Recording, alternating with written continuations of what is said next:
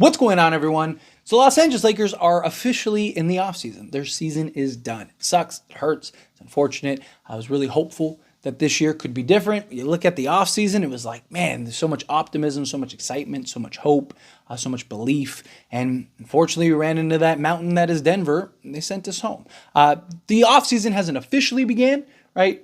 Obviously, won't begin until after the NBA Finals, but the Lakers, in the meantime, they can start kind of scouting, evaluating, figuring out, have their closing interviews and stuff like that to kind of see how do they want to approach, what guys are they interested in potentially keeping, what's going to happen with LeBron, what are they going to do in the coaching situation, a lot to talk about, potentially firing Darvin Ham, who are they going to replace him with, a lot that they got to figure out, right? Even the superstar hunt, all of it.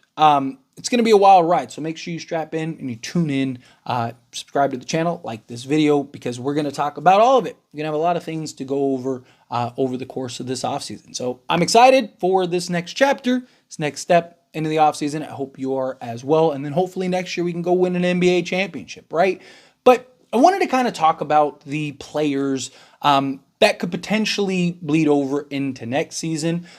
Obviously, there's a lot of if they go get another star, it could impact things, right? Pieces that potentially get traded in that deal. So I don't want to talk about the Rui Hachimura, the Jared Vanderbilt, the Austin Reeves, the D'Los, the core guys, right? I don't want to talk about that group because more likely than not, if they can get a Donovan Mitchell, if they can get a Trae, they're going to end up unloading those guys. I also don't want to talk about like Max Christie, because I believe that they'll re-sign him, but he could also maybe potentially be part of any type of deal. I want to talk about kind of the five sort of vet minimum mid guys that the Lakers got in Taurean Prince, Cam Reddish, Christian Wood, Jackson Hayes, and then Spencer Dinwiddie. Right? Those are the guys that I kind of want to go over. And of course, hear your thoughts and opinions down in the comments below. So diving right into it.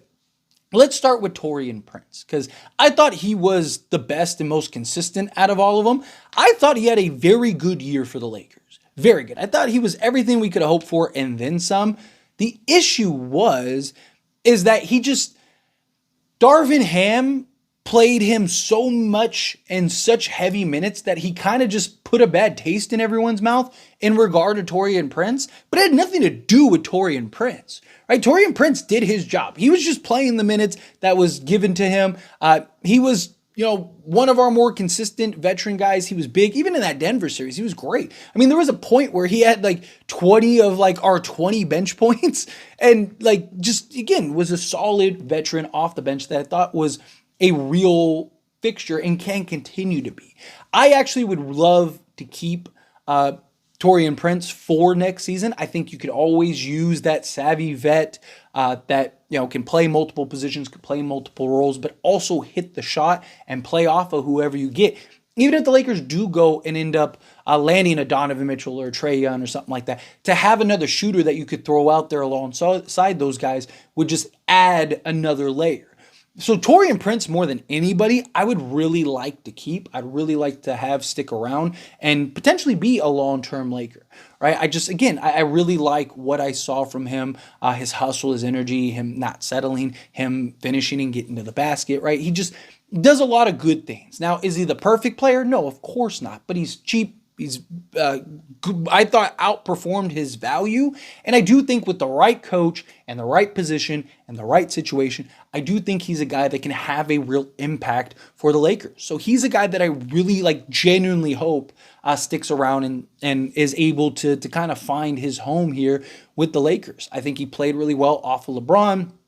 I think, with proper sets, proper actions, again, proper slotting, he can even be better for the Lakers. And also, I think he'd be a little more comfortable, right? Year two, right? And you also want to keep, whether you get another star or not, or you kind of swap guys or whatever, right? You want to keep as much continuity and as many kind of returning players as possible.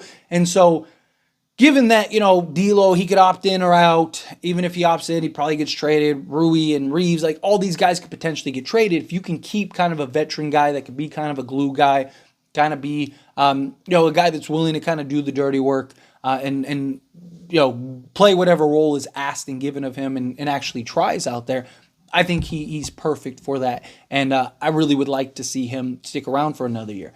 Christian Wood.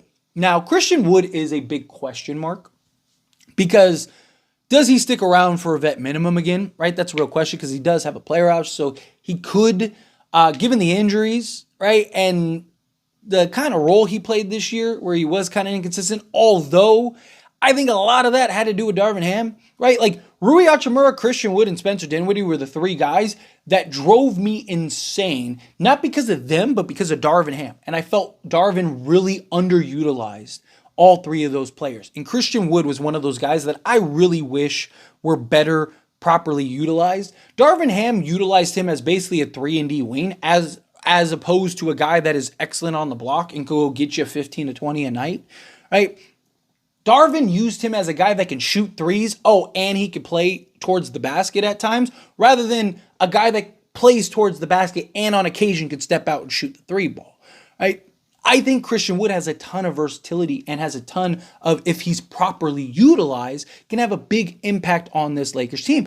I still think Darvin Ham should have played him in this Denver series. You had 2 games in which he was available, right? Especially when they go small and they have Aaron Gordon at the 5. I think Christian Wood would have been perfect there. I'm not saying he had to play him 30 minutes, but I think he, with his size, his length, I think he's also a guy you could have thrown at Michael Porter Jr. with his 6'10" height and 7'2", 7'3" wingspan. At least made it disruptive, right? At least see what it looks like. He's torching everyone else because everyone else is too small. We saw what Christian Wood could do against a Kevin Durant. You don't think that he could hold his own against a Michael Porter Jr.? He's a guy that I really think could have a better impact in a more a stable role, right? Inconsistency and stuff like that goes a long way. His ability to play the 5, his ability to play the 4, even on occasion, I think he could play the 3, depending on the matchup. Couple things though too with Christian Wood is I think one, if the Lakers end up trading Rui, I think that Christian Wood now becomes that much more important, right? Because he can then slot into the Rui Hachimura role. Not necessarily at the 3, but as like that 4. So he could essentially get Rui's minutes in the backup role behind LeBron James, and then even in spots against behind Anthony Davis. Now, I do hope the Lakers go get another serviceable center, so Christian Wood doesn't have to play a ton at that center position. But Anthony Davis and LeBron James are going to miss games. I think that Christian Wood could play a much bigger role for the Lakers if they were to trade Rui Hachimura, which again would add more to the value of Christian Wood and make him that much more impactful. Another big thing is I think if you get a proper coach that understands how to better utilize guys, again, I think that Christian Wood is a player that could really thrive and actually be a big impact guy for the Lakers if you have a coach that understands the type of player he is and can put him in position to have more success. I think Christian Wood could go a long way for the Lakers, so I'd love to see him stick around. Now we kind of get into the question mark, maybes, sure. But first one I want to jump into is Jackson Hayes. I like Jackson Hayes a lot. Got high energy, high motor, high athleticism. He's extremely young. He is a project center, right? Even when we signed him last offseason, I was like, man, I am pumped. I'm excited. He's great. But again, a project center that I thought originally would be our 3rd slotted center. I didn't think he'd be our only indirect immediate backup center. I thought he would be a guy that would be our, secondary, okay, Anthony Davis out for a game, then he's playing a bigger role. But for the most part, he's just kind of getting spot minutes, which he can be very impactful in, right? When he's getting 8 to 10 minutes, he's great. So when he starts playing 15, 20 minutes, you start seeing the lack of discipline. You start seeing the youth and the lack of understanding, right? Doesn't really have his grown man body yet. Doesn't really have the strength. He's more of an athlete, floor running big, which is good. There's a lot of value in Jackson Hayes, and I love the idea of keeping Jackson Hayes long term to continue to grow, to continue to develop him, to continue kind of having him maybe eventually be your starting center or be a legit quality backup in this league, right? Even if he's like an Andre Drummond, who he can rebound the ball well, use good athleticism, right? Be physical in the post, just provide you solid minutes. If Anthony Davis misses a game, boom, he can slot in and go get you 15 and 10. Right? Like that's the idea and the vision for what we'd see for him. The question is like, as soon as he gets a bag somewhere, he's gone. Right? Because the Lakers aren't going to pay him a bunch of money to stick around, and he's got a player out. Like, so if another team goes, we could I could use a young center that we could grow and develop. Right? I like his athleticism. I like his hustle. Right? Or even like a team like the Warriors that are like, hey, we just need a big man. Right? Do they just like throw $5 million at Jackson Hayes and he goes, yeah, sure. Right? Because he's going to want to go get the money. He's going to go chase the bag. He's young. He's going to want that, right, as he grows and gets into later years. So that's why I kind of put him in the middle. Right? I got the two guys that I really want to keep. The one guy that I think is in the middle, which is Jackson Hayes, who, again, I do think could be great long-term fit for the Lakers. I'd love for him to stick around long-term. But I think if he has a better opportunity or can get a bigger bag, I think he goes and chases that, which is understandable. Again, he's 23, 24, or he'll be 24 next year. So go get your money. It's kind of how I look at it. But if he's somebody that's like, hey, long term, I want to be here. I want to continue to grow. I want to continue to develop. I'd love to eventually slot alongside Anthony Davis or play, behind Anthony Davis as the direct backup, or, even when, it get to the point, because again, Anthony Davis, 4 years, Jackson Hayes, he'd be 27, 28. Maybe he's the guy that's slotting in, and maybe he is disciplined, and he is one of the premier centers in this league. Again, he still has a long way to go before he's even in his prime. So, the Lakers could shape, mold, and develop him for the next 4 years, and he'd still be just getting into the prime of his career where we have him for 5 years to where maybe he really can be that two-way center that we kind of want him to be. So, be interesting to see how that plays out with Jackson Hayes. Now, the next two. Let's go with Spencer Dinwiddie first, right? I like Spencer Dinwiddie a lot. I think I feel a lot like Christian Wood. One, we're probably only going to be able to pay him the vet minimum. Is he willing to do that? Is he willing to take the vet minimum, or will he go to a place that gets another bag?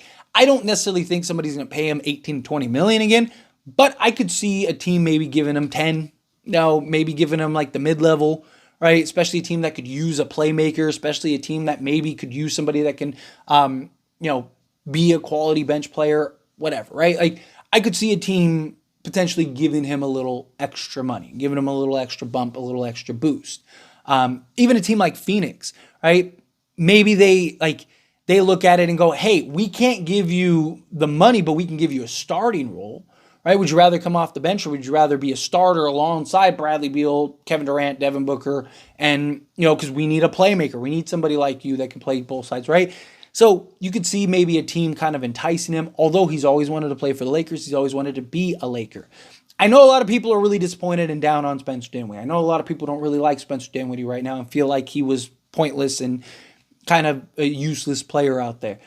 But he also never got an opportunity to play the role that he is best at, except for one game in which he averaged, he put up 26, I think. He was like 26 and 9. Right? The one game he got to play the D'Lo role, he played it perfectly. And it's the only game we won without D'Angelo Russell. Right? So to me, again, I think two things, right? Like I said with Christian Wood. I think one, depending on how the trades shake up, right? If you end up trading Austin Reeves, if you end up trading D'Angelo Russell, right? Like, let's say you go get a Donovan Mitchell, right?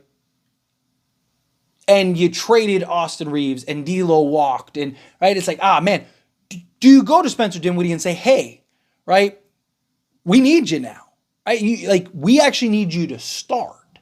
So you can be the point guard, Donovan Mitchell can be the 2 guard, and then, we go get, a 3 or whatever, right? However it shapes up. Maybe if you offer him or you put him in a position for a bigger role, or even if he is like the first.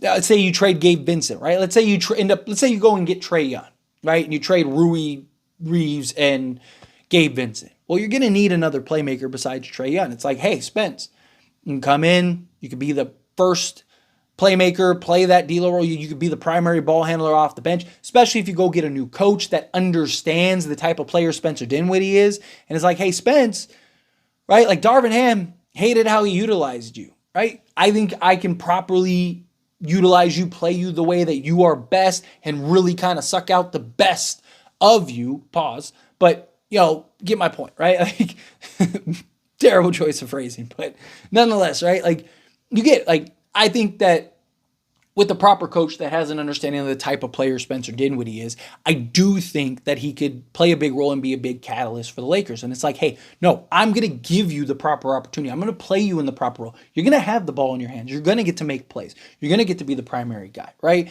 If you get like a Donovan Mitchell, like I said, you could even have him be the starter, right? And say, hey, we're going to put you in the point guard role. Right? You're going to have to play off ball sometimes, when LeBron has it or Donovan has it, but we're also going to give you the opportunity to play on ball a ton and run a bunch of actions and sets where you get to be the point guard and make the plays, right? LeBron James is going to miss games. Donovan Mitchell will probably miss some games, right? Anthony Davis, you're going to have guys miss games to where you can kind of step in and be that other guy, or you can step in and be a big piece and have a real role and opportunity here. Right? I do think that there's a lot of value in Spencer Dinwiddie that I'd really like to see him kind of stick around. And be properly utilized and see how much of an impact can he have at that point. And then lastly is Cam Reddish. So I know a lot of people are going to look at it and go, Cam Reddish is trash. We should get rid of him. I'm not there yet. I think that, because again, extremely young, excellent size, athleticism, great wingspan, right? All the tools, all the intangibles you want from a premier, just quality 3-and-D forward type guy. Not saying he ever actually becomes that, not ever saying that he actually becomes a starting level guy, but can he be a key, legit two-way guy off the bench? He still has many years left in which if you take the time to develop him and grow and have him hone his craft, I really do think that he can have an impact. He had moments this year where he was brilliant for us and was hugely impactful for us, right? So, especially on the defensive side of things. So, to just have him as another kind of swarming big man, not big man, but, big forward that can defend and play multiple positions, I think that can go a long way because you can play him at the 2, you can play him at the 3, you can play him at the 4. He can defend essentially 1 through 5 in certain matchups. So I do think that he has a ton of value that you can kind of continue to grow and develop him under the Lakers banner. And again, depending on how this offseason shakes up, going to be very limited on quality pieces you can get. And you still need to round out a roster. So yeah, maybe you can go get another, vet minimum guy or two that can maybe really have an impact. Maybe Cam Reddish is like your 13th, 14th guy, as opposed to you needing him to be your 7th, 8th guy, right? That could be a real difference for the Lakers, right? Because then now you can kind of have him and play him in slots where he's just kind of in doses or just kind of in a development role where you're kind of putting him out there in spots, right? Like guys are out or whatever, or, it's a blowout, the game's over in the third. Let's throw Cam Reddish out there and give him some quality minutes and let him kind of, grow and mature. I like the idea of having Cam Reddish as this just let's grow, develop, and build him. Maybe he turns out to be nothing, but again, it's a vet minimum deal. You could always waive him. You could always just package them at some point in a sign-in, or not a sign-in trade, and just any type of trade.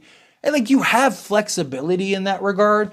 So it's not like something where you're committing $10 million to him, something like that, to where it's man, if it doesn't work, then you just got this dead cap of $10 million that you're just sitting on your bench.